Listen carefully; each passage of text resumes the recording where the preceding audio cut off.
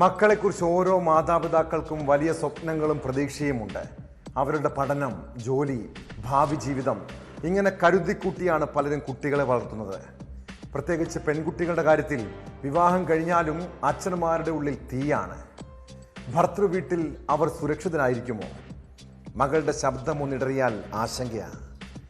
കൊല്ലം കേരളപുരം സ്വദേശിനി ശൈലജ വലിയ സാമ്പത്തിക ശേഷിയുള്ള കുടുംബത്തിലേക്കാണ് മകൾ വിഭജികയെ കെട്ടിച്ചയച്ചത്.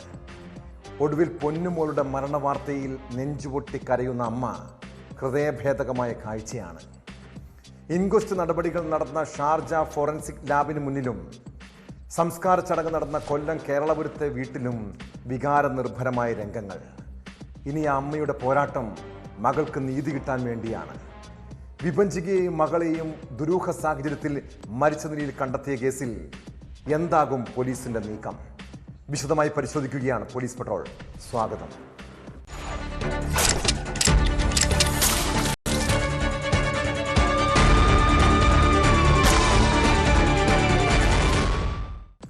ഷാർജയിൽ ദുരൂഹ സാഹചര്യത്തിൽ മരിച്ച കൊല്ലം സ്വദേശിനി വിഭജികയ്ക്ക് എന്താണ് സംഭവിച്ചത്? മകളെ കൊലപ്പെടുത്തി യുവതി ജീവനൊടുക്കി 10 ദിവസം പിന്നിടുമ്പോഴും ഉത്തരം കിട്ടാത്ത പല ചോദ്യങ്ങളുമുണ്ട്. ഷാർജയിൽ നിന്ന് നാട്ടിലെത്തിച്ച വിഭജികയുടെ മൃതദേഹം ഇൻക്വസ്റ്റ് ചെയ്തപ്പോൾ തെളിയുന്നത് മർദ്ദനമേറ്റതിൻ്റെ പാടുകളും മുറിവുകളുമാണ്. ശരീരത്തിൽ നിരവധി ചതവുകളുണ്ട്. തിരുവനന്തപുരം മെഡിക്കൽ കോളേജിലെ റീപോസ്റ്റ്മോർട്ടം നടപടികൾക്ക് ശേഷം മൃതദേഹം വീട്ടുവളപ്പിൽ സംസ്കരിച്ചു. പോസ്റ്റ്മോർട്ടം റിപ്പോർട്ട് വരുന്നതോടെ മരണകാര്യത്തിൽ വ്യക്തത വരുമെന്നാണ് പോലീസിന്റെ പ്രതീക്ഷ. അതിനിടെ വിഭജികയുടെ ഭർത്താവിനെ നാട്ടിലെത്തിക്കാൻ റെഡ് കോർണർ നോട്ടീസ് പുറപ്പെടുവിക്കാനുള്ള നടപടികളിലേക്ക് കടന്നതായി അന്വേഷണ സംഘം അറിയിച്ചു.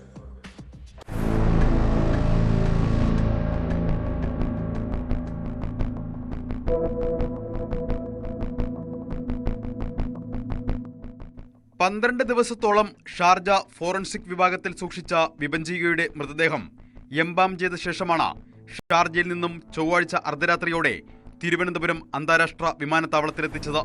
തുടർന്ന് തിരുവനന്തപുരം മെഡിക്കൽ കോളേജിൽ റീപോസ്റ്റ്മോർട്ടം നടപടികൾ പൂർത്തിയാക്കിയ ശേഷം കൊല്ലത്തെ വീട്ടിലെത്തിച്ചു.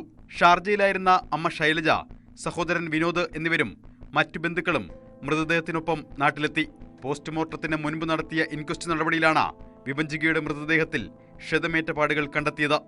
ഭർത്താവിന്റെ മർദ്ദനത്തിൽ മനനൊന്ത വിഭജിക ജീവനൊടുക്കിയെന്ന കുടുംബത്തിന്റെ ആരോപണത്തിന് കൂടുതൽ ബലം നൽകുന്നതാണ് അന്വേഷണ സംഘത്തിന്റെ കണ്ടെത്തൽ. വിഭജികയുടെ ഭർത്താവിനെ നാട്ടിലെത്തിക്കാൻ റെഡ് കോർണർ നോട്ടീസ് ഇറക്കുമെന്ന് അന്വേഷണ മേധാവിയായ ശാസ്താംകോട്ട ഡിവൈഎസ്പി അറിയിച്ചു. റെഡ് കോർണർ നോട്ടീസും അതുപോലെ തന്നെ ലുക്കൌട്ട് സർക്കുലറും ഒക്കെ പുറപ്പെടുവിച്ച് ആണ് മറ്റ് നടപടികളിലേക്ക് പോകുന്നത്. അതിൻ്റെ തുടർ നടപടികളിലേക്ക് പോയിട്ടില്ല. അതിനി ഫർദർ ഇൻവെസ്റ്റിഗേഷന് ശേഷം മാത്രമേ അത്തരം നടപടികളിലേക്ക് പോകൂ. വിഭജികയുടെ ആത്മഹത്യാക്കുറിപ്പ് നേരത്തെ പുറത്തു വന്നിരുന്നു. സ്ത്രീധനത്തിന്റെ പേരിൽ തന്നെ കൊല്ലാക്കൊല ചെയ്തുവെന്നും ഗർഭിണിയായിരുന്ന സമയത്ത് കഴുത്തിൽ ബെൽറ്റ് മുറുക്കി വലിച്ചുവെന്നും കുറിപ്പിൽ പറയുന്നുണ്ട്. മരണത്തിന് ഉത്തരവാദികൾ ഭർത്താവും ഭർത്യമാതാവും ഭർത്തൃ സഹോദരിയുമാണെന്ന് വിഭജിക ആത്മഹത്യാക്കുറിപ്പിൽ പരാമർശിച്ചിട്ടുണ്ട്. സഹോദരി ആത്മഹത്യ ചെയ്യുമെന്ന് കരുതുന്നില്ലെന്നും ഭർത്താവ് നിതീഷിനെ നാട്ടിലെത്തിച്ച് നിയമ നടപടികൾക്ക് വിധേയനാക്കണമെന്നും വിഭജികയുടെ സഹോദരൻ വിനോദ് ആവശ്യപ്പെട്ടു. പ്രേരണ കുറ്റം, പിന്നെ ക്രൂവൽറ്റി, പിന്നെ ദൗര്യയുടെ കാര്യം, ഇതെല്ലാം മെൻഷൻ ചെയ്ത് എഫ്ഐആർ തയ്യാറാക്കുന്നു. ശക്തമായിട്ട് കേസുമായിട്ട് മുന്നോട്ട് പോകാൻ തന്നെയാണ് തീരുമാനം. കാരണം മാനസികമായിട്ട് ഭയങ്കര പീഡനങ്ങൾ അനുഭവിച്ചിട്ടുണ്ടെങ്കിൽ അതിന് നീതി എന്തായാലും ഉണ്ടാവും. ഈ മാസം 8-നായിരുന്നു ദുബായിലെ സ്വകാര്യ കമ്പനിയിൽ HR മാനേജരായ കൊല്ലം കേരളപുരം സ്വദേശി വിഭജിക മണിയനെയും മകൾ വൈഭവിയെയും ഷാർജ അൽ നഹ്ദയിലെ ഫ്ളാറ്റിൽ ഒരു കയറിൽ തൂങ്ങി മരിച്ച നിലയിൽ കണ്ടെത്തിയത്. കുടുംബ പ്രശ്നങ്ങളെ തുടർന്ന് ഇരുവരും 1 വർഷമായി പിണങ്ങി കഴിയുകയായിരുന്നു. മകളെ കൊന്ന് വിഭജികയുടെ ജീവനൊടുക്കിയതാണെന്നാണ് പോലീസിന്റെ പ്രാഥമിക നിഗമനം. അതേസമയം മരണത്തിൽ ദുരൂഹതയുള്ളതായി കുടുംബം ആരോപിക്കുന്നു. 1.5 വയസ്സുകാരി വൈഭവിയുടെ മൃതദേഹം പിതാവ് നിതീഷിന്റെ ആഗ്രഹപ്രകാരം കഴിഞ്ഞ ദിവസം ദുബായ് ജബൽ അലി ന്യൂ സോണാപൂർ ശ്മശാനത്തിൽ സംസ്കരിച്ചിരുന്നു. കൊല്ലത്തെ വീട്ടിലെത്തിച്ച വിഭജികയുടെ മൃതദേഹത്തിൽ നിരവധി പേർ അന്തിമോപചാരമർപ്പിച്ചു. തുടർന്ന് വീട്ടുവളപ്പിൽ സംസ്കാരം നടത്തി. പോലീസ് അന്വേഷണത്തിൽ വിഭജികയ്ക്ക് നീതി ലഭിക്കുമെന്ന പ്രതീക്ഷയിലാണ് ബന്ധുക്കൾ.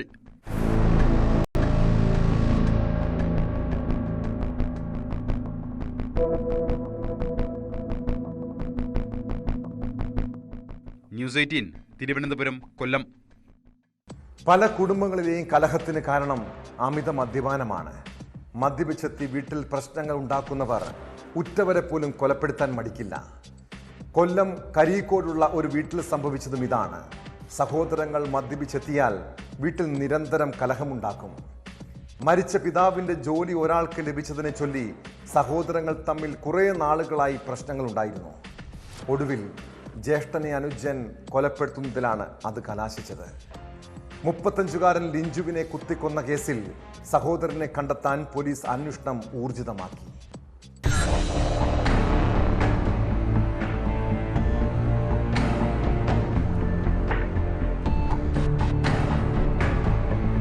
ചൊവ്വാഴ്ച രാത്രി 9:45 സംഭവം. കരിക്കോട് ഐശ്വര്യനഗർ ജിഞ്ചു ഭവനിൽ റോയി എന്ന് വിളിക്കുന്ന 35-കാരൻ ലിഞ്ചുവാണ് സഹോദരൻ ജിഞ്ചുവിന്റെ കുത്തേറ്റ് മരിച്ചത്. കൊലയ്ക്ക് ശേഷം ജിഞ്ചു ഓടി രക്ഷപ്പെട്ടു. സംസ്ഥാന വെയർഹൌസിംഗ് കോർപ്പറേഷനു കീഴിൽ കരിക്കോട്ട് പ്രവർത്തിക്കുന്ന വെയർഹൌസിലെ ലോഡിംഗ് തൊഴിലാളിയായിരുന്നു ഇവരുടെ അച്ഛൻ തങ്കച്ചൻ. അദ്ദേഹത്തിന്റെ മരണശേഷം മൂത്ത മകനായ ലിഞ്ചു ഈ ജോലിക്ക് കയറി. ഇതിൽ പ്രകോപിതനായ ജിഞ്ചു ജോലി തനിക്ക് വേണമെന്നാവശ്യപ്പെട്ട് കുറച്ചുനാളായി വഴക്കുണ്ടാക്കിയിരുന്നതായി പോലീസ് പറയുന്നു.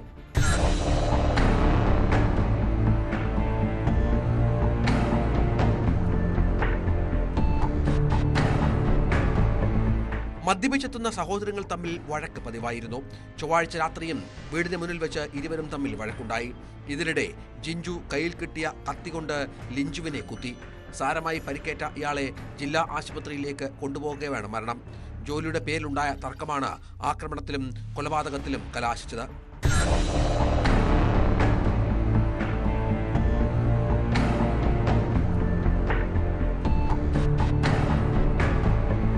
ഒട്ടേറെ കേസുകളിൽ പ്രതിയാണ് മരിച്ച ലിഞ്ചു. സംഭവത്തിനു ശേഷം ഒളിവിൽ പോയ പ്രതിക്കായി പോലീസ് അന്വേഷണം ആരംഭിച്ചു.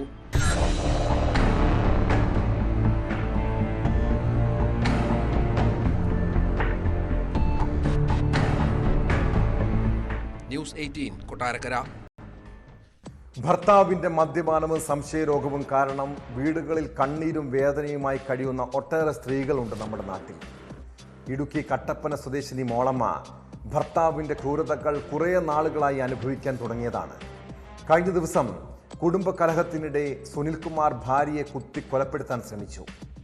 വഴക്കിനിടെ കഴുത്തിൽ കത്തികൊണ്ട് കുത്തേറ്റ മോളമ്മയുടെ നില അതീവ ഗുരുതരമാണ്. സംഭവത്തിന് ശേഷം ഒളിവിൽ പോയ പ്രതിയെ വീടിന് സമീപത്തുള്ള ഏലത്തോട്ടത്തിൽ വെച്ച് കട്ടപ്പന പോലീസ് പിടികൂടി. കോടതിയിൽ ഹാജരാക്കിയ പ്രതിയെ റിമാൻഡ് ചെയ്തിട്ടുണ്ട്.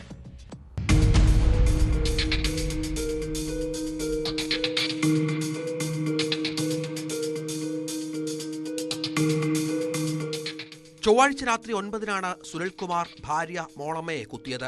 ഗുരുതരമായി പരിക്കേറ്റ യുവതിയെ നാട്ടുകാർ കട്ടപ്പന താലൂക്ക് ആശുപത്രിയിൽ എത്തിച്ചുവെങ്കിലും നില ഗുരുതരമായതിനാൽ കോട്ടയം മെഡിക്കൽ കോളേജ് ആശുപത്രിയിലേക്ക് മാറ്റി. യുവതിയുടെ കഴുത്തിന് ആഴത്തിൽ മുറിവേറ്റു. വിവരമറിഞ്ഞ് കട്ടപ്പന പോലീസ് സ്ഥലത്തെത്തിയതോടെ പ്രതി സുനിൽകുമാർ സമീപത്തെ ഏലത്തോട്ടത്തിൽ ഒളിച്ചു. തുടർന്ന് തെരച്ചിൽ നടത്തിയ പോലീസ് സുനിലിന്റെ വീടിന്റെ പരിസരത്ത് നിന്ന് പിടികൂടുകയായിരുന്നു.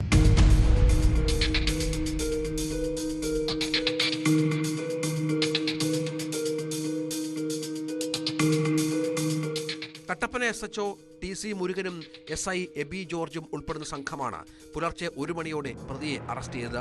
കുടുംബവഴക്കിനെ തുടർന്ന് ഭാര്യയെയും കുത്തുകയായിരുന്നുവെന്നാണ് പ്രതിയുടെ മൊഴി. ചോദ്യം ചെയ്യലിനു ശേഷം കോടതിയിൽ ഹാജരാക്കിയ സുനിലിനെ റിമാൻഡ് ചെയ്തു. വീട്ടിൽ ഇരുവരും തമ്മിൽ പ്രശ്നങ്ങൾ പതിവായിരുന്നുവെന്ന് നാട്ടുകാർ പറയുന്നു. മദ്യപിച്ച് എത്തുന്ന സുനിൽ ഭാര്യയെ മർദ്ദിക്കുമായിരുന്നു. ഇതാണ് ഒടുവിൽ കത്തിക്കുത്തിൽ കലാശിച്ചത്.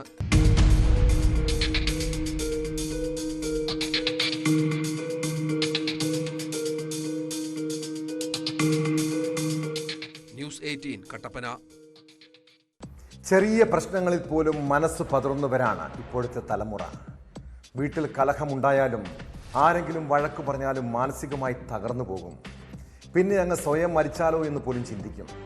തിരുവനന്തപുരം വിഴിഞ്ഞത്ത് 18-കാരി ആത്മഹത്യ ചെയ്തത് അയൽവീട്ടുകാരുടെ അസഭ്യവർഷത്തിൽ മനം നൊന്താണ്. വെണ്ണിയൂർ സ്വദേശിനിയും ITI വിദ്യാർത്ഥിനിയുമായ അനുഷയെ വീടിനുള്ളിൽ തൂങ്ങി മരിച്ച നിലയിലാണ് കണ്ടെത്തിയത്. സംഭവത്തിൽ അസ്വാഭാവിക മരണത്തിന് കേസെടുത്ത വിഴിഞ്ഞം പോലീസ് വിശദമായ അന്വേഷണം ആരംഭിച്ചു.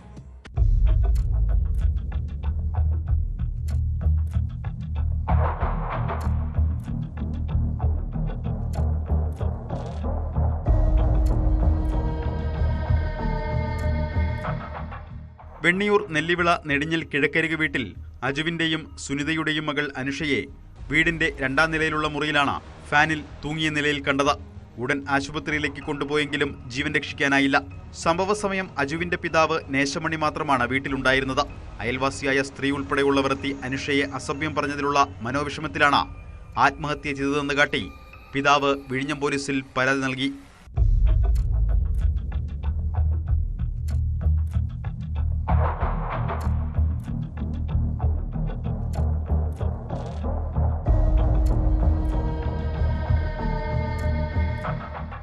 അയൽവീട്ടിലെ യുവാവും ഭാര്യയുമായി കുടുംബ പ്രശ്നം നിലനിന്നിരുന്നു. അവിടുത്തെ മരുമകൾ അനുഷ താമസിക്കുന്ന വീടിന്റെ പുരയിടം വഴി വന്നു എന്നതിനെ ചൊല്ലിയായിരുന്നു പ്രശ്നമെന്നും പോലീസ് അറിയിച്ചു. പുറത്തു പോയിരുന്ന തന്നെ മകൾ ഫോണിൽ വിളിച്ച് വിവരം പറഞ്ഞ് കരഞ്ഞെന്ന പിതാവ് പറയുന്നു. പിതാവ് എത്തിയപ്പോഴേക്കും മകൾ മനോവിഷമത്തിൽ ആത്മഹത്യ ചെയ്തുവെന്നും പരാതിയിലുണ്ട്. ധനുവച്ചപുരം ITIയിൽ പ്രവേശനം നേടി ക്ലാസ് തുടങ്ങുന്നത് കാത്തിരിക്കുകയായിരുന്നു അനുഷ. അസ്വാഭാവിക മരണത്തിന് കേസെടുത്തതായും വിശദ അന്വേഷണം ആരംഭിച്ചതായും വിഴിഞ്ഞം പോലീസ് അറിയിച്ചു.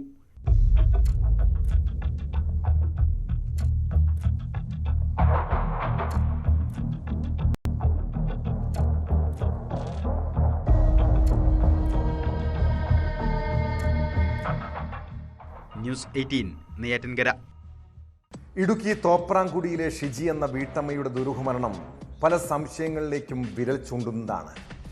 ഉച്ചഭക്ഷണം കഴിഞ്ഞ് വീട്ടിലെ കിടപ്പുമുറിയിലേക്ക് പോയ ഷിജിയെ തീപ്പൊള്ളലേറ്റ് മരിച്ച നിലയിലാണ് കണ്ടെത്തിയത്. നിലവിളി കേട്ട് അയൽവാസികൾ ഓടിയെത്തി നോക്കിയപ്പോഴേക്കും വീട്ടമ്മ പൂർണ്ണമായും പൊള്ളലേറ്റ നിലയിൽ. ഉടൻ ആശുപത്രിയിൽ എത്തിച്ചെങ്കിലും ജീവൻ രക്ഷിക്കാനായില്ല. സംഭവത്തിൽ കേസെടുത്ത് അന്വേഷണം തുടങ്ങിയ മുരിക്കാശ്ശേരി പോലീസ് വീട്ടുകാരുടെ ഉൾപ്പെടെ മൊഴി രേഖപ്പെടുത്തും. പോസ്റ്റ്മോർട്ടം റിപ്പോർട്ട് ലഭിച്ചാലേ മരണകാരണം വ്യക്തമാകുമെന്നാണ് പോലീസ് പറയുന്നത്.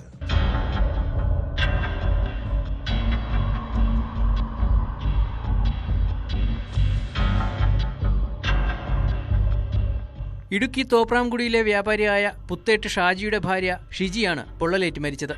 ചൊവ്വാഴ്ച ഉച്ചയ്ക്ക് ശേഷം 2 മണിയോടെയാണ് സംഭവം. സംഭവ സമയത്ത് ഭർത്തൃമാതാവ് മാത്രമാണ് വീട്ടിലുണ്ടായിരുന്നത്. ഉച്ചഭക്ഷണത്തിന് ശേഷം ഉറക്കത്തിലായിരുന്ന ഇവർ നിലവിളി കേട്ടുണർന്ന് അലമുറയിട്ടതോടെ അയൽവാസികൾ ഓടിക്കൂടുകയായിരുന്നു. തുടർന്ന് വാതിൽ തകർത്ത് അകത്ത് കയറിയപ്പോൾ ഷിജിയെ ശരീരമാസകലം പൊള്ളലേറ്റ നിലയിൽ കാണുകയായിരുന്നു. ഉടൻ തന്നെ ഇടുക്കി മെഡിക്കൽ കോളേജിൽ എത്തിച്ചെങ്കിലും മരണം സംഭവിച്ചു.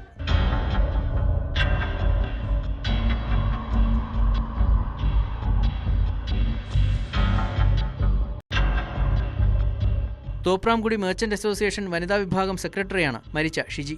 സംഭവത്തിൽ ദുരൂഹതയുള്ളതായി പോലീസും നാട്ടുകാരും പറയുന്നു. ആത്മഹത്യയാണെന്നും സംശയമുണ്ട്. പോസ്റ്റ്മോർട്ടം റിപ്പോർട്ട് ലഭിച്ചാലേ കൂടുതൽ വിവരങ്ങൾ വ്യക്തമാകൂവെന്ന് പോലീസ് അറിയിച്ചു.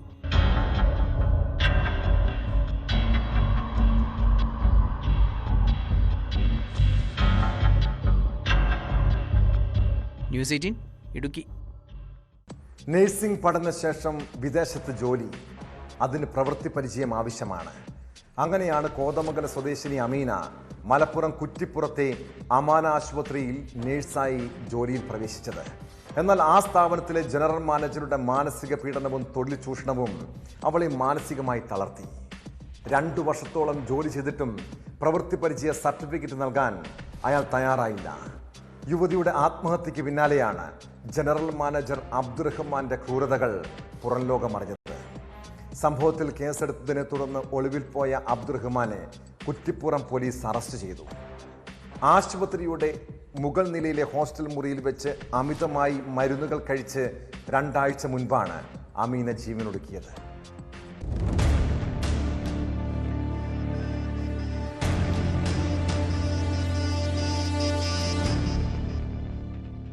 നഴ്സ് അമീന മരിച്ച സംഭവത്തിൽ കുറ്റിപ്പുറം അമാന ആശുപത്രി മുൻ ജനറൽ മാനേജർ N. അബ്ദുറഹ്മാനെയാണ് പോലീസ് അറസ്റ്റ് ചെയ്തത്. കഴിഞ്ഞ ദിവസം വൈകിട്ടോടെ കസ്റ്റഡിയിലെടുത്ത അബ്ദുറഹ്മാനെ തിരൂർ ഡിവൈഎസ്പി C. പ്രേമാനന്ദകൃഷ്ണന്റെ നേതൃത്വത്തിലുള്ള പോലീസ് സംഘം മണിക്കൂറുകളോളം ചോദ്യം ചെയ്തു. തുടർന്നാണ് അറസ്റ്റ് രേഖപ്പെടുത്തിയത്. കഴിഞ്ഞ ദിവസങ്ങളിൽ അമീനയുടെ സഹപ്രവർത്തകരുടെയും നേരത്തെ അമാന ആശുപത്രിയിൽ ജോലി ചെയ്തിരുന്ന നഴ്സുമാരടക്കമുള്ള ജീവനക്കാരുടെയും മൊഴി പോലീസ് രേഖപ്പെടുത്തിയിരുന്നു.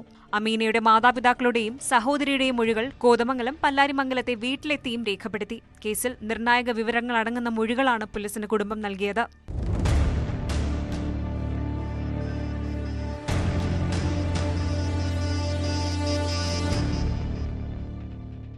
ഈ മാസം 12-ന് വൈകിട്ടോടെയാണ് നഴ്സ് അമീനയെ ആശുപത്രിയുടെ മുകൾ നിലയിലുള്ള ഹോസ്റ്റൽ മുറിയിൽ അബോധാവസ്ഥയിൽ കണ്ടത്. ഉടൻ വളാഞ്ചേരിയിലെയും കോട്ടക്കലിലെയും സ്വകാര്യ ആശുപത്രികളിൽ പ്രവേശിപ്പിച്ചുവെങ്കിലും രക്ഷിക്കാനായില്ല. മുൻ മാനേജറുടെ മാനസികമായ പീഡനം മൂലമാണ് ആത്മഹത്യയെന്ന് ജീവനക്കാർ പോലീസിന് മൊഴി നൽകിയിരുന്നു. ആശുപത്രി മാനേജ്മെന്റ് സസ്പെൻഡ് ചെയ്തതിന് പിന്നാലെ അബ്ദുറഹ്മാൻ ഒളിവിൽ പോയി. തുടർന്ന് നഴ്സുമാരുടെ സംഘടനകളും വിവിധ പാർട്ടികളും അമാന ആശുപത്രിയിലേക്ക് പ്രതിഷേധ മാർച്ചും സംഘടിപ്പിച്ചിരുന്നു. അബ്ദുറഹ്മാനെതിരെ ആശുപത്രി ജീവനക്കാരുടെ സംഘടനകൾ പോലീസിന് പരാതി നൽകുകയും അമീനയുടെ കുടുംബം മുഖ്യമന്ത്രിക്കും ആരോഗ്യമന്ത്രിക്കും DGPക്കും മലപ്പുറം SP-ക്കും പരാതി നൽകുകയും ചെയ്തു. ഇതോടെയാണ് തിരൂർ ഡിവൈഎസ്പി കേസ് അന്വേഷണം ഏറ്റെടുത്തത്. 2 വർഷത്തിലേറെയായി ആശുപത്രിയിൽ ജോലി ചെയ്യുന്ന ജീവനക്കാരുടെ പ്രവൃത്തി പരിചയ സർട്ടിഫിക്കറ്റ് പല കാരണങ്ങൾ പറഞ്ഞ് ജനറൽ മാനേജർ അനുവദിച്ചിരുന്നില്ല. പാവപ്പെട്ട വീട്ടിലെ ഏക അത്താണിയായിരുന്നു അമീന. സർട്ടിഫിക്കറ്റ് ഇല്ലാത്തതിനാൽ വേറെ ജോലിക്ക് ചേരാൻ ഇവർക്ക് സാധിച്ചിരുന്നില്ല. ഈ മാനസിക വിഷമത്തിലാണ് യുവതി ആത്മഹത്യ ചെയ്തതെന്നാണ് വീട്ടുകാർ പറയുന്നത്. പ്രതിയെ കോടതിയിൽ ഹാജരാക്കി.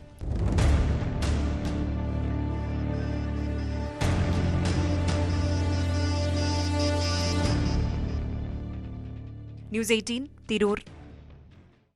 വാഹനയാത്രക്കാരുടെ ശ്രദ്ധയ്ക്ക് സീറ്റ് ബെൽറ്റും ഹെൽമറ്റും ഒക്കെ ധരിച്ച് വാഹനം ഓടിച്ചാലും നിയമം ലംഘിച്ചെന്ന് പറഞ്ഞ് വാട്സാപ്പിൽ നിങ്ങൾക്ക് സന്ദേശം വരാറുണ്ടോ? ആ സന്ദേശത്തിൽ ക്ലിക്ക് ചെയ്താൽ നിങ്ങൾ കബളിപ്പിക്കപ്പെടാം. മോട്ടോർ വാഹന വകുപ്പിൻ്റെ പരിവാഹൻ ആപ്പിൻ്റെ പേരിൽ സമൂഹ മാധ്യമങ്ങളിൽ സൈബർ തട്ടിപ്പ് വ്യാപകമാണ്. കേരളത്തിനകത്തും പുറത്തുമായി നടത്തിയ തട്ടിപ്പുകളെക്കുറിച്ചുള്ള അന്വേഷണം എത്തിയത് വാരാണസിയിലുള്ള ഒരു 16-കാരനിലേക്കാണ്. തട്ടിപ്പ് സംഘത്തെ പിടികൂടി ചോദ്യം ചെയ്തപ്പോഴാണ് കൗമാരക്കാരനെ കുറിച്ചുള്ള വിവരം ലഭിച്ചത്. 10 ദിവസത്തിനകം ചോദ്യം ചെയ്യലിന് ഹാജരാകാൻ ആവശ്യപ്പെട്ട് ഇയാൾക്ക് കൊച്ചി സൈബർ പോലീസ് നോട്ടീസ് നൽകി. അതിനിടെ കേസിൽ പിടിയിലായ മറ്റു പ്രതികളെ റിമാൻഡ് ചെയ്തു.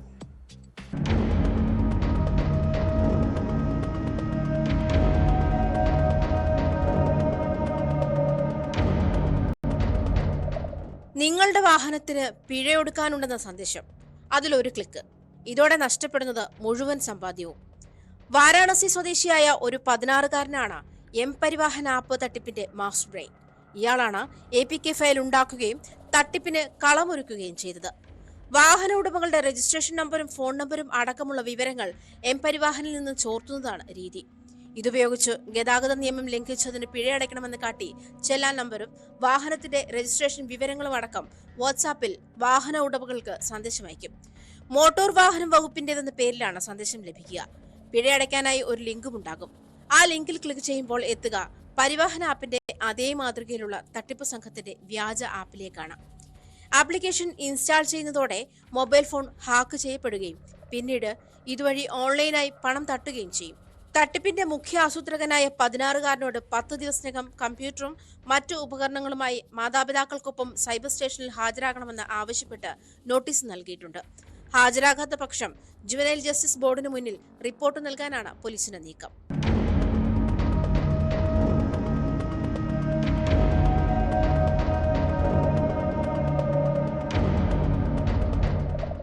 കഴിഞ്ഞ ദിവസം വാരാണസി ശിവപുരിയിൽ നിന്ന് കേരള പോലീസ് പിടികൂടിയ 2 പ്രതികളെയും റിമാൻഡ് ചെയ്തു.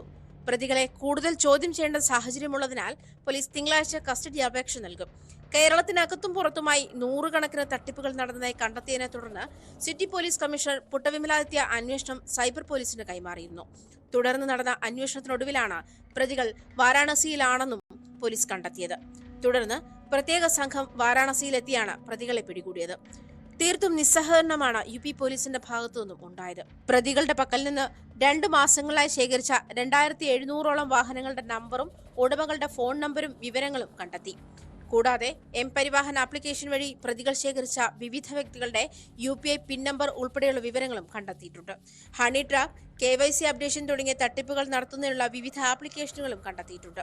സൈബർ ഇൻസ്പെക്ടർ ഷമീർ ഖാൻ, ACP-മാരായ അരുൺ R, അജിത് രാജ് P, നിഖിൽ ജോർജ്, CPO-മാരായ ആൽഫിറ്റ് ആഡ്രൂസ്, ഷറഫുദ്ദീൻ എന്നിവരടങ്ങുന്ന സംഘമാണ് പ്രതികളെ അറസ്റ്റ് ചെയ്തത്.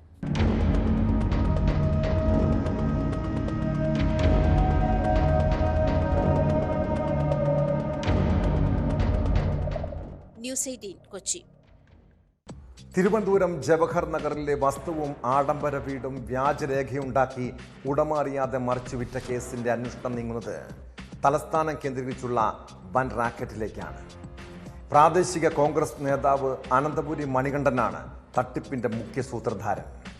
വ്യാജമായി ആധാരവും മറ്റ് രേഖകളും ഉണ്ടാക്കിയെന്ന് സംശയിക്കുന്ന മണികണ്ഠൻ ഇപ്പോഴും ഒളിവിലാണ്. ഇയാളുടെ സഹോദരൻ മഹേഷിനെ കഴിഞ്ഞ ദിവസം പോലീസ് അറസ്റ്റ് ചെയ്തിരുന്നു. സമാന രീതിയിൽ മറ്റു വസ്തുക്കളും തട്ടിയെടുത്തോ എന്ന സംശയം പോലീസിനുണ്ട്.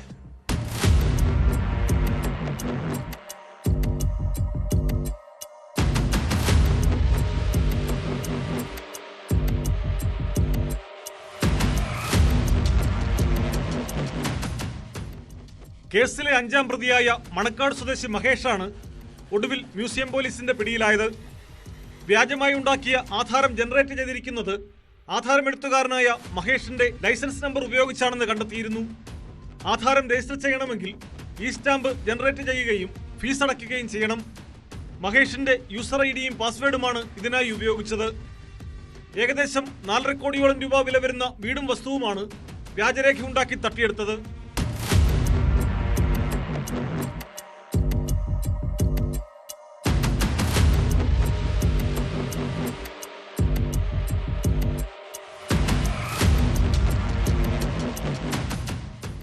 അമേരിക്കയിൽ താമസിക്കുന്ന ഡോറ അസ്രിയ ക്രിപ്സിന്റെ വസ്തുവും വീടുമാണ് മെറിൻ ജേക്കബ് എന്നയാൾക്ക് ഉടമയറിയാതെ ധനനിശ്ചയം ചെയ്തു കൊടുക്കുകയും ചന്ദ്രസേനൻ എന്നയാൾക്ക് മറിച്ചു വിൽക്കുകയും ചെയ്തത്. ഡോറയുടെ വളർത്തുമകളാണ് മെറിൻ ജേക്കബ് എന്ന് വരുത്തി തീർത്തായിരുന്നു വസ്തു കൈമാറ്റം. കേസിൽ മെറിൻ ജേക്കബിനെയും ഡോറയായി ആൾമാറാട്ടം നടത്തിയ വസന്തയെയും പോലീസ് നേരത്തെ പിടികൂടിയിരുന്നു.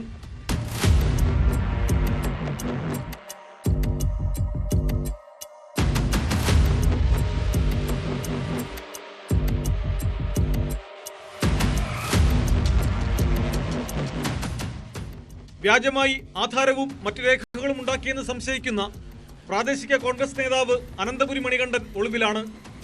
സമാന മാർഗത്തിൽ മറ്റു വസ്തുക്കളും തട്ടിയെടുത്തോ എന്ന സംശയം പോലീസിനുണ്ട്. മണികണ്ഠനെ കിട്ടിയാൽ മാത്രമേ കേസിന്റെ കൂടുതൽ വിവരങ്ങൾ ലഭ്യമാകൂ എന്ന് പോലീസ് പറയുന്നു. നേരത്തെ നിർമ്മൽ ചിട്ടിത്തട്ടിപ്പിലടക്കം മണികണ്ഠന്റെ പങ്കുണ്ടെന്ന ആരോപണം ഉയർന്നിരുന്നു.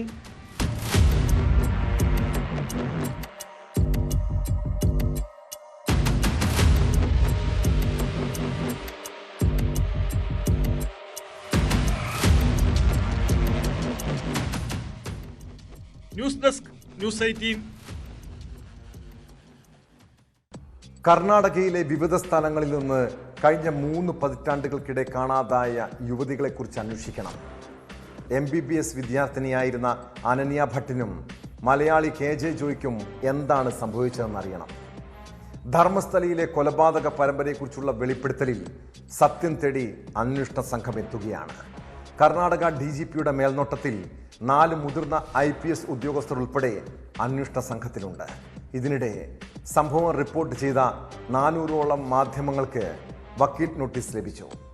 1 ലക്ഷത്തോളം വാർത്താ ലിങ്കുകൾ ഒഴിവാക്കണമെന്നാവശ്യപ്പെട്ടാണ് രാജശേഖർ ആൻഡ് അസോസിയേറ്റ് ഇമെയിൽ വഴി നോട്ടീസ് അയച്ചത്.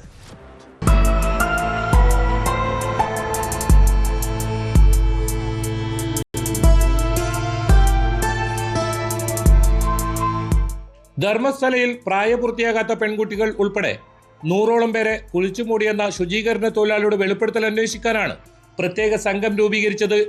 കർണാടക സംസ്ഥാന ആഭ്യന്തര സുരക്ഷാ വിഭാഗം മേധാവിയും കർണാടക DGPയുമായ പ്രണബ് മൊഹന്തിയുടെ നേതൃത്വത്തിൽ 24 പേരടങ്ങുന്ന സംഘത്തെയാണ് ഇതിനായി നിയോഗിച്ചത്. നേരത്തെ ആഭ്യന്തര വകുപ്പ് ഇറക്കിയ ഉത്തരവിലെ മുതിർന്ന 4 IPS ഉദ്യോഗസ്ഥരും സംഘത്തിലുണ്ടാകും. Police deputy inspector general MN Anuchhed, SP-മാരായ സൗമ്യലത SK, ജിതേന്ദ്രകുമാർ എന്നിവർക്കാണ് മേൽനോട്ട ചുമതല.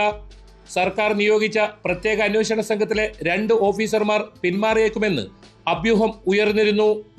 IG MN അനുച്ഛേദ്, DCP സൗമ്യലത എന്നിവർ വ്യക്തിപരമായ കാരണങ്ങളാൽ ഒഴിവാക്കണമെന്നാവശ്യപ്പെട്ട് സർക്കാരിന് കത്ത് നൽകിയതായിരുന്നു റിപ്പോർട്ട്.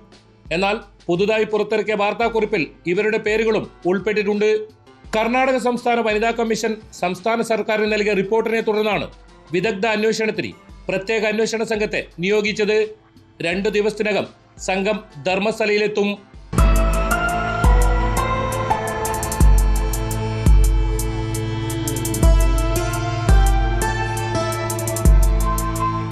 ഈ മാസം ആദ്യമാണ് ധർമ്മസ്ഥലയിലെ മുൻ ശുചീകരണ തൊഴിലാളി പോലീസ് സ്റ്റേഷനിൽ ഹാജരായി 100ഓളം സ്ത്രീകളുടെയും പ്രായപൂർത്തിയാകാത്ത പെൺകുട്ടികളുടെയും മൃതദേഹം തന്നെ കൊണ്ട് നിർബന്ധിച്ച് സംസ്കരിപ്പിച്ചെന്നും ജീവഭയം കൊണ്ടാണ് താൻ അത് ചെയ്തതെന്നും വെളിപ്പെടുത്തിയത്. മൃതദേഹങ്ങൾ മറവ് ചെയ്ത സ്ഥലങ്ങൾ പോലീസിന് കാണിച്ചു കൊടുക്കാമെന്നും ഇയാൾ പറഞ്ഞിരുന്നു. എന്നാൽ പോലീസ് നടപടികൾ സ്വീകരിക്കാത്തതിനെ തുടർന്ന് കോടതിയിലെത്തി രഹസ്യമൊഴി രേഖപ്പെടുത്തി. അന്വേഷണം എങ്ങുമെത്താത്ത സാഹചര്യത്തിൽ ശക്തമായ പ്രതിഷേധവുമായി ആക്ഷൻ കമ്മിറ്റി രംഗത്തെത്തിയതോടെയാണ് കേസ് പ്രത്യേക അന്വേഷണ സംഘത്തിന് കൈമാറിയത്. സംഭവത്തെ സ്വാഗതം ചെയ്ത് ആക്ഷൻ കമ്മിറ്റിയും രംഗത്ത് വന്നിരുന്നു.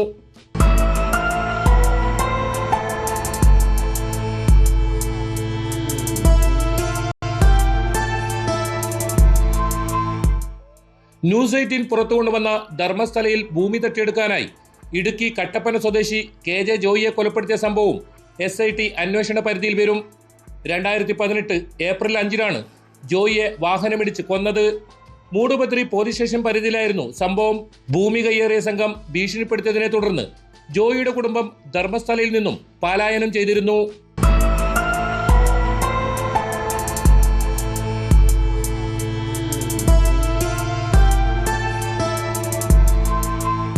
MBBS വിദ്യാർത്ഥിനിയായിരുന്ന അനന്യ ഭട്ടിന്റെ തിരോധാന കേസും SIT അന്വേഷിക്കും. 2003-ലാണ് അനന്യ ഭട്ടിനെ ധർമ്മസ്ഥലയിൽ നിന്ന് കാണാതായത്. സംഭവത്തിൽ 23 വർഷത്തിന് ശേഷമാണ് പരാതി സ്വീകരിക്കാൻ പോലും പോലീസ് തയ്യാറായത്. അമ്മ സുജാത ഭട്ടിന്റെ പരാതിയിൽ ധർമ്മസ്ഥല പോലീസാണ് കഴിഞ്ഞ ദിവസം കേസെടുത്തത്. കർണാടകയിലെ വിവിധ പോലീസ് സ്റ്റേഷൻ പരിധികളിൽ നിന്നും കാണാതായ യുവതികളെക്കുറിച്ചും SIT വിശദമായ അന്വേഷണം നടത്തും.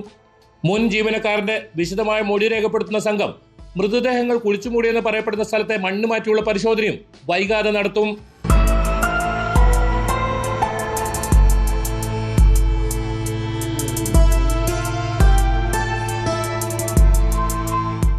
ഇതിനിടയിൽ സംഭവം റിപ്പോർട്ട് ചെയ്ത 400ഓളം മാധ്യമങ്ങൾക്ക് വക്കീൽ നോട്ടീസ് ലഭിച്ചു. 1 ലക്ഷത്തോളം വാർത്താ ലിങ്കുകൾ ഒഴിവാക്കണമെന്നാവശ്യപ്പെട്ടാണ് രാജശേഖരൻ അസോസിയേറ്റ്സ് ബാംഗ്ലൂരു വിവിധ മാധ്യമ സ്ഥാപനങ്ങൾക്ക് ഇമെയിൽ വഴി നോട്ടീസ് അയച്ചത്. എന്നാൽ ഇത് ചോദ്യം ചെയ്ത് അഭിഭാഷകർ സുപ്രീം കോടതിയെ സമീപിച്ചിട്ടുണ്ട്.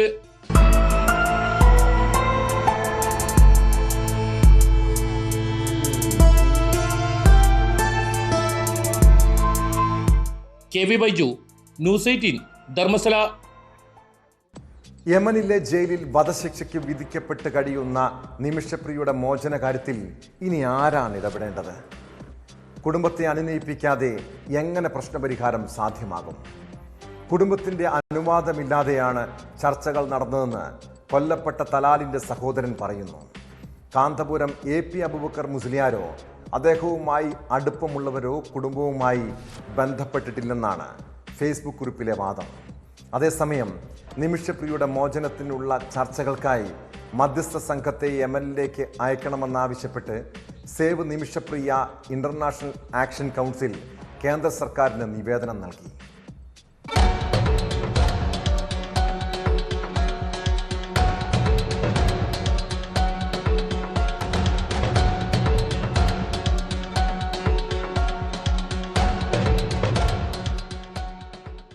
കാന്തപുരം AP അബൂബക്കർ മുസ്ലിയാരോ അദ്ദേഹവുമായി അടുപ്പമുള്ളവരോ കുടുംബവുമായി ബന്ധപ്പെട്ടിട്ടില്ലെന്നാണ് തലാലിന്റെ സഹോദരൻ അബ്ദുൽ ഫത്താഹ് മെഹദി ഫേസ്ബുക്കിൽ കുറിച്ചത്. കുടുംബത്തിന്റെ അനുവാദമില്ലാതെയാണ് ചർച്ചകൾ നടന്നതായുള്ള പ്രചരണമെന്നും മെഹദി പറയുന്നു. അതിനിടെ നിമിഷപ്രിയയുടെ വധശിക്ഷ റദ്ദാക്കിയതായി സുവിശേഷകനായ KA പോൾ എക്സിൽ കുറിച്ചിരുന്നു. ഇത്തരത്തിലുള്ള പ്രചരണം പൂർണ്ണമായും തെറ്റാണെന്നും മെഹദിയുടെ കുറിപ്പിലുണ്ട്. മധ്യസ്ഥതയ്ക്ക് മുൻകൈയെടുക്കുന്ന സാമുവൽ ജെറോം പണം കൈപ്പറ്റിയതായി കഴിഞ്ഞ ദിവസം ഇയാൾ ആരോപിച്ചിരുന്നു. തുടക്കം മുതലേ സമവായ ചർച്ചകൾക്കെതിരെ നിലകൊള്ളുന്നയാളാണ് മെഹദി. അതേസമയം വധശിക്ഷ നീട്ടിയ ശേഷം ചർച്ചയിൽ കാര്യമായ പുരോഗതി ഉണ്ടായിട്ടില്ലെന്നാണ് വിവരം.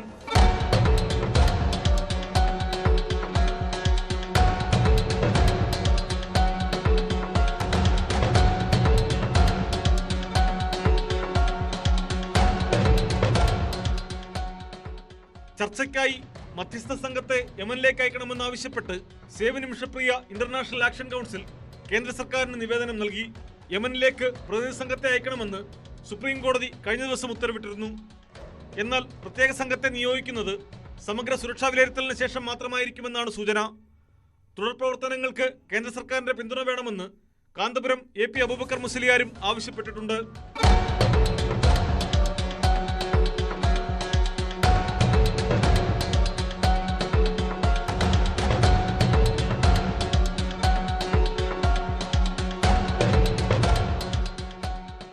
News desk news 18. വാതിലിൽ പതിവായി മുട്ടുന്നു, മേൽക്കൂരയിൽ നിന്ന് ശബ്ദം കേൾക്കുന്നു. സ്വന്തം വീട്ടിൽ പോലും ഉപദ്രവമാണ്. ആരെങ്കിലും എന്നെ ഒന്ന് രക്ഷിക്കണേ. പൊട്ടിക്കരഞ്ഞ നടി തനുശ്രീ ദത്ത് നടത്തിയ വെളിപ്പെടുത്തലിന് പിന്നിൽ എന്തായിരിക്കും? വീടിനുള്ളിൽ അതിക്രൂരമായ പീഡനം താൻ നേരിടുന്നുവെന്ന് പറഞ്ഞാണ് താരം വീഡിയോ സമൂഹ മാധ്യമങ്ങളിൽ പങ്കുവച്ചത്. 2018 മീടു വെളിപ്പെടുത്തൽ നടത്തിയതിന് പിന്നാലെയാണ് തനിക്ക് നേരെ കുടുംബാംഗങ്ങൾ തിരിഞ്ഞത്. സിനിമയിൽ വീണ്ടും സജീവമാകാൻ ശ്രമിക്കുന്ന തനിക്കെതിരെ ഭീഷണിയും വധശ്രമവും ഉണ്ടാകുന്നുവെന്ന് നടി വ്യക്തമാക്കി.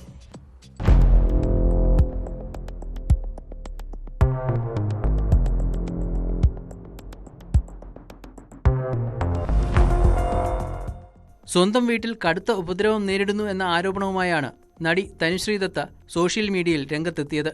വീട്ടിലെ ഉപദ്രവം സഹിക്കാൻ കഴിയാതെ പോലീസിനെ വിളിച്ചെന്നും അവർ വീട്ടിലെത്തി ഔദ്യോഗികമായി പരാതി നൽകാൻ ആവശ്യപ്പെട്ടെന്നും നടി കണ്ണീരോടെ വീഡിയോയിൽ പറയുന്നു. വീട്ടിൽ തനിക്കായി സഹായികളെ പോലും വയ്ക്കാനാകുന്നില്ല. വീട് ആകെ അലങ്കോലമാണ്. ജോലി ചെയ്യാൻ സാധിക്കുന്നില്ല. വീട്ടുകാർ ഏർപ്പെടുത്തിയ സഹായികളാണ് ഇവിടെ നിൽക്കുന്നത്. അവരാകട്ടെ സാധന സാമഗ്രികൾ മോഷ്ടിച്ചു കൊണ്ടുപോവുകയാണ്. കിടപ്പുമുറിയുടെ വാതിൽക്കൽ പോലും ആളുകൾ വന്ന് മുട്ടുന്നു. വീടിനുള്ളിൽ അതിക്രൂരമായ പീഡനം നേരിടുന്നുവെന്നും ആരെങ്കിലും വന്ന് രക്ഷിക്കുമോ എന്ന അപേക്ഷയുമായി പൊട്ടിക്കരഞ്ഞുകൊണ്ടുള്ള വീഡിയോയാണ് താരം സമൂഹ മാധ്യമങ്ങളിൽ പങ്കുവച്ചത്.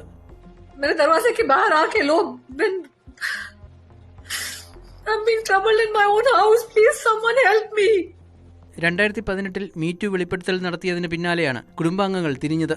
2020 മുതൽ മിക്കവാറും എല്ലാ ദിവസവും അസമയത്ത് ഇതുപോലുള്ള ഉച്ചത്തിലുള്ള ശബ്ദങ്ങളും മേൽക്കൂരയ്ക്ക് മുകളിലും വാതിലിന് പുറത്തും ഉച്ചത്തിലുള്ള മുട്ടലുകളും കേൾക്കുന്നുണ്ട്. കഴിഞ്ഞ 5 വർഷമായി നിരന്തരമായ സമ്മർദ്ദവും ഉത്കണ്ഠയും നേരിട്ടതിന്റെ ഫലമായി തനിക്ക് ക്രോണിക് ഫെറ്റീഗ് സിൻഡ്രോം ഉണ്ടായെന്നും തനുശ്രീ പറഞ്ഞു. मुझे इतना परेशान किया गया है पिछले 4-5 सालों में कि मेरी तबीयत खराब हो गई है. मैं कुछ काम नहीं कर पा रही हूँ. मेरा घर पूरा एकदम मेसी होके पड़ा हुआ है. I can't hire even maids because they planted maids in my house.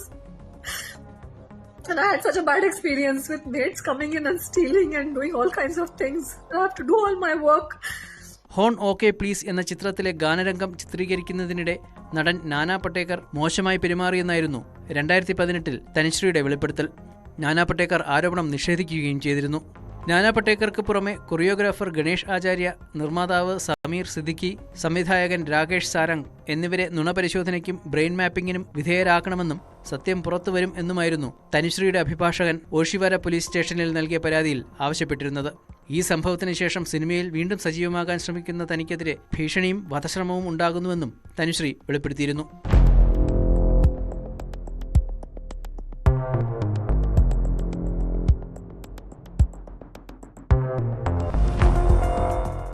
News desk news 18. കേരളത്തിലും തമിഴ്നാട്ടിലുമായി വൻ ലഹരി ഇടപാടുകൾ. കൊടൈക്കനാൽ കേന്ദ്രീകരിച്ചാണ് കഞ്ചാവ് കച്ചവടം. കഴിഞ്ഞ 5 വർഷത്തോളമായി കേരള പോലീസിന് പിടികിട്ടാപ്പുള്ളിയായിരുന്നു വയനാട് കൽപ്പറ്റ സ്വദേശി മാട്ടിയിൽ നൌഷീർ. 2020 കുറ്റിപ്പുറത്ത് അപകടത്തിൽപ്പെട്ട ഒരു വാഹനത്തിൽ നിന്ന് 2 കിലോ കഞ്ചാവുമായി പിടിയിലായെങ്കിലും ആശുപത്രിയിൽ നിന്ന് പോലീസിന്റെ കണ്ണു വെട്ടിച്ച് മുങ്ങി. പിന്നീട് പലയിടങ്ങളിലും തിരച്ചിൽ നടത്തിയെങ്കിലും കണ്ടെത്താൻ കഴിഞ്ഞില്ല. കഴിഞ്ഞ ദിവസം കൊടൈക്കനാലിലെ പൂണ്ടി എന്ന സ്ഥലത്തെത്തിയ പോലീസ് നൌഷീറിനെ പൊക്കി. പോലീസ് എത്തുമ്പോൾ മദ്യലഹരിയിലായിരുന്ന പ്രതിയെ ഏറെ പ്രയാസപ്പെട്ടാണ് കസ്റ്റഡിയിലെടുത്തത്.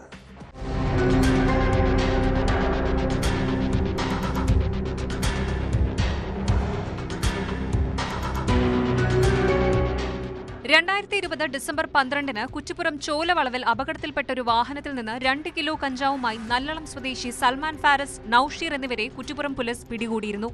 പരിക്കേറ്റ ഇരുവരെയും കുറ്റിപ്പുറത്തെ സ്വകാര്യ ആശുപത്രിയിൽ പ്രവേശിപ്പിച്ചു. ഇവിടെ നിന്നാണ് നൌഷീർ രക്ഷപ്പെട്ടത്. നൌഷീറിനെ പിടികൂടാൻ പോലീസ് പലതവണ ശ്രമിച്ചെങ്കിലും പരാജയപ്പെട്ടിരുന്നു. ഇതിനിടെ നൌഷീർ ബംഗളൂരുവിലുള്ളതായി പോലീസിന് വിവരം ലഭിച്ചു. തുടർന്ന് SI സുധീറിന്റെ നേതൃത്വത്തിലുള്ള സംഘം ബംഗളൂരുവിലേക്ക് പോകാനിരിക്കെയാണ് പ്രതി കൊടൈക്കനാലിലുള്ളതായി അറിയുന്നത്. ഉടനെ SIയും സംഘവും കൊടൈക്കനാലിലെത്തി. കൊടൈക്കനാലിൽ നിന്ന് 50 കിലോമീറ്റർ അകലെ ജനവാസം കുറഞ്ഞ പൂണ്ടി എന്ന സ്ഥലത്ത് മലഞ്ചെരുവിൽ വിനോദസഞ്ചാരികൾക്കായി മണ്ണുകൊണ്ട് നിർമ്മിച്ച ഹട്ടിൽ നിന്നാണ് ഇയാളെ പിടികൂടിയത്.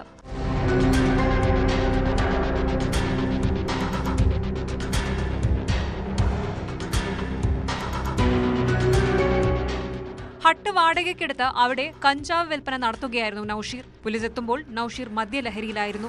ഏറെ ബുദ്ധിമുട്ടിയാണ് പ്രതിയെ പിടികൂടിയത്. Ernakulam Mulavukad police station, Bengaluru Hanuman Nagar police station എന്നിവിടങ്ങളിൽ ഇയാൾക്കെതിരെ കഞ്ചാവ് കേസുമായി ബന്ധപ്പെട്ട് വാറന്റ് നിലനിൽക്കുന്നുണ്ട്. കൽപ്പറ്റ പോലീസ് സ്റ്റേഷനിലും നൌഷീറിനെതിരെ കഞ്ചാവ് കേസുണ്ട്. വലിയ അളവിൽ കഞ്ചാവ് കടത്തുന്നതാണ് ഇയാളുടെ രീതി. ബംഗളൂരുവിൽ 180 കിലോ കഞ്ചാവുമായി പിടിയിലായ കേസിലും പ്രതി മുങ്ങി നടക്കുകയായിരുന്നു. മഞ്ചേരി NDPS കോടതിയിൽ ഹാജരാക്കിയ പ്രതിയെ റിമാൻഡ് ചെയ്തു.